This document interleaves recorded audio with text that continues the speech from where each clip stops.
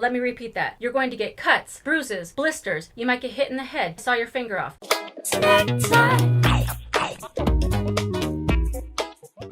Hello Snack Pack, welcome back to Travel Snacks. Today's episode is all about all the things that I wish I knew before I started this van build. I am already about 2 months into this van build, and originally I thought, you know what, we'll be done in like 2.5 to 3 months. That's funny. As you can see, we're not even close to being done because there's been lots of challenges and trials and things that have slowed us down, and I'm going to talk about all of them in today's video. There's a lot of good information packed into this episode, especially if you think you want to build a van, so let's jump right in. Before I started my van build, I watched a lot of YouTube videos about people that built their vans, and I'd say the majority of the videos that I watched were challenging builds, but they made it look like super easy or super like, oh, we're having so much fun all the time. Now, I know, myself being a YouTuber, that you can't condense like hours and weeks of work into 10 minutes of a video and show everything. But at the same time, if you're making videos about van builds and you're not including some of the hard things or talking about things that people would just not know unless you tell them, I don't think you're doing justice to your YouTube channel. So I'm not trying to bust anybody out or judge anybody. I'm just saying that for me, the type of channel that I want to have is I want to keep it real and I want to share as many of the challenges as I can. I'm going to just be rattling off a bunch of different things, and you'll get to see guest appearances from my mom and my dad who are helping me with the van build. Take it away, Mom. Give yourself plenty of time with your project because it's going to take longer than you think. Yes, indeed. Van builds, van conversions, whatever you want to call it, take so much time. My neighbors next door, they did a full van conversion, and they were like, oh, it took us 3 months of 8-hour days to build our van.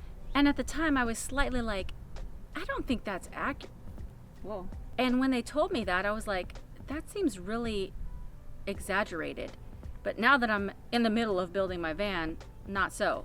It's true. My full-time job is YouTube. If I had a full-time job working 8 hours a day, I think that I'd probably only be able to work on this van maybe a couple hours a day, as opposed to right now, my dad and I are building this van and usually spend between 4 to 6 hours almost every day of the week to build the van. It's gonna seem to you like, how? But as we go through this video, you're gonna find out why. Also, before you buy a van, just know that there is a huge difference in buying a van that is a transit van or cargo van that's already emptied out and just the metal shell, and a van that is like mine, a passenger van that you have to gut everything out and spend a lot of extra time taking things apart. You can lower down the time frame if you lower down your expectations. So if you watch a lot of these van builds and they have like custom cabinetry, custom flooring, they have a full-on solar system, water pump system, heating and air and showers and toilets,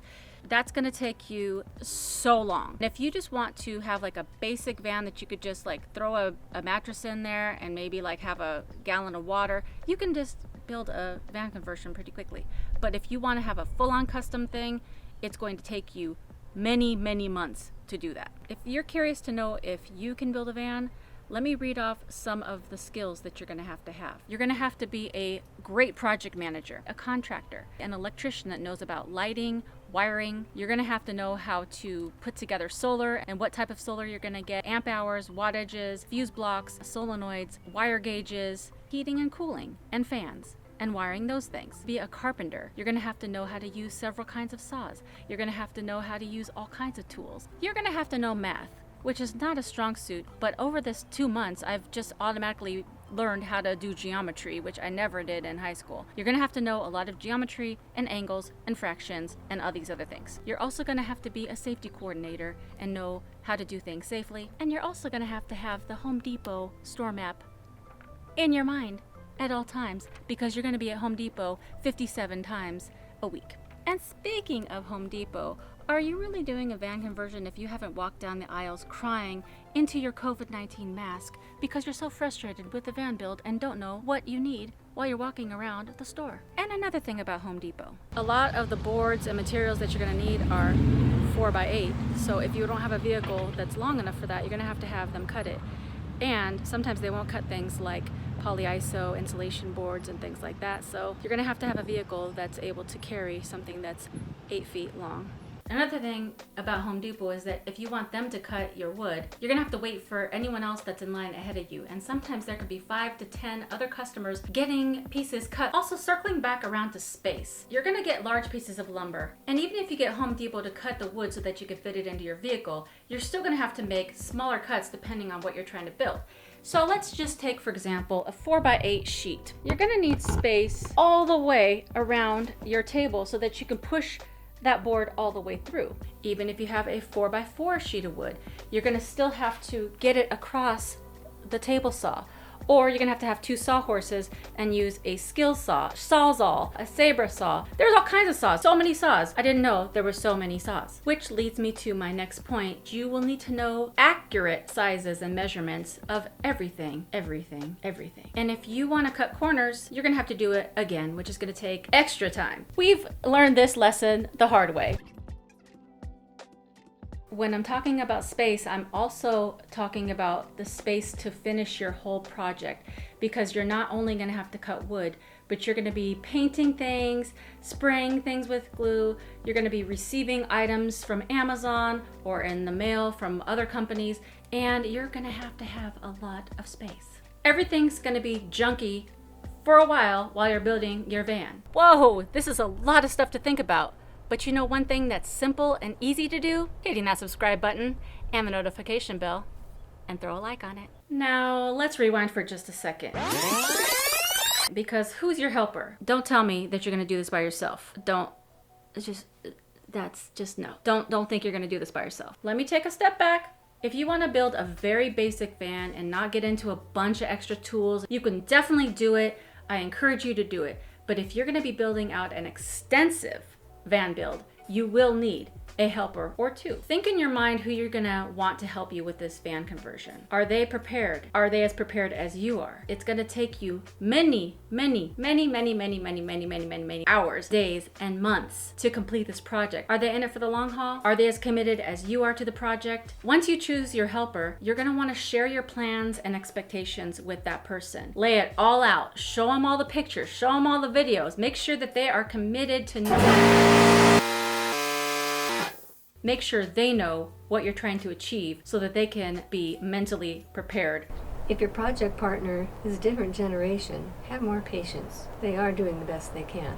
That is such a good tip that I wish somebody would have shared with me. Before I did my van build, I asked my dad to help me with this build. My dad has been building things all his life. Has he ever built a van? No. But I know he's handy and I know he can do a lot of things. But we have completely different communication styles and work styles, which you don't know that until you get started. But if I would have approached my dad in a different way from the beginning and just made sure that we're on the same page with everything, things would have run a lot smoother. We've bumped heads a lot during this process because we just have 2 totally separate ways of doing a project. He's more leisurely, he likes to talk things through a lot. I'm more like, what's the problem? What's the solution? Let's do it. Neither of these are bad. Neither of these are wrong, but they're just 2 totally different ways. And when you have people that are very stuck on the way they want to do it, it just prolongs the process so much. So choose your helper wisely and make sure that they are just as excited about your build as you are. You want to make sure you have the right tools at the right time to do your job. You don't want to run back and forth to friends' houses to borrow their tools because you will kill too much time in your van build. Such a good point. My dad has so many tools. He's been accumulating tools all his life. He has a wonderful workshop with every kind of tool you can think of. And yet, tools break. So if you have tools and they jam, they stop working, they're an older model and you need to get a new one, tools that break will cause a slowdown in your process because you're going to have to stop and go buy another tool or try to fix that tool, and that's extra money on top of that. Another thing you're going to want to know is that you might think that using a saw is going to be very accurate. It's not. The person that's using the saw has to be accurate. You can measure and you can hold the board directly against the saw, but saw blades rip into wood and it could be off like 1/8 of an inch and it just messes up your whole project. Having access to an air nailer will save you hours of time. Plus, when you use an air nailer, the nail's generally going straight. Use a hammer and nail, you're taking a chance. This brings up another good point. Having a nail gun is very handy, but but it's not gonna work for everything. For example, I wanted to shoot nails up into this little piece right here because it wasn't staying up with glue, but the Luan wood was too thin, so when you shot the nail up with a nail gun, it just went right through it. So even though a nail gun is super handy for a lot of things, it's not going to work for everything, and you have to be creative and resourceful. I've heard other van conversion people mention how nothing in a van is straight because every nook and cranny is curved.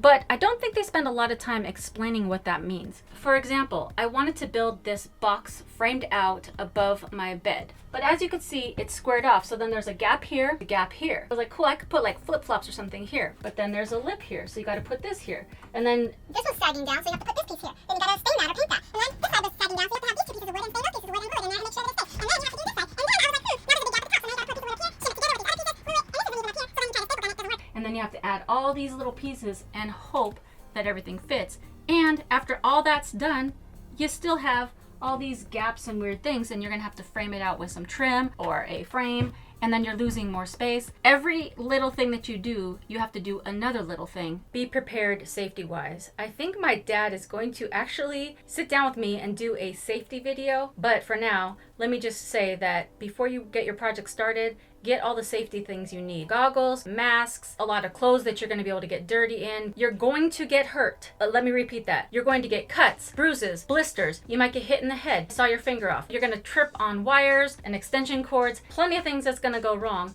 So be prepared and always take your time and be cautious when you're doing anything that might cause any harm. So if you're the kind of person that just can't take any kind of pain, probably not going to be ready for a van build. The other thing, which is actually good news, is that you're going to sweat a lot. The positive to this is that you're probably going to lose weight and gain muscle because this is hard work. I could share many, many, many more things that I wish I knew before this van build, but the last two things are research a lot before you get started. Spend a lot of time, many days, looking at lots of videos, reading articles, talking to people if possible. And my final tip is, this one some people might disagree with me on, but I strongly, strongly recommend that you live in your car, SUV, or a regular van for at least 1 month,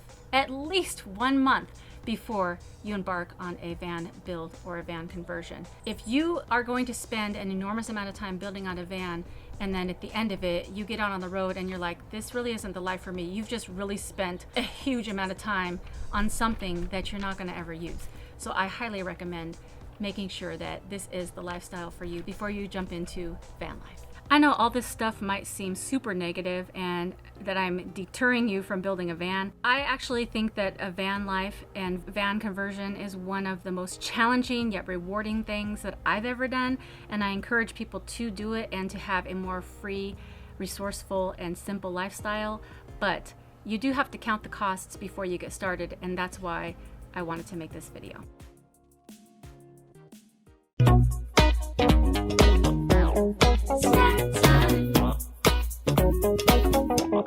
Snack time.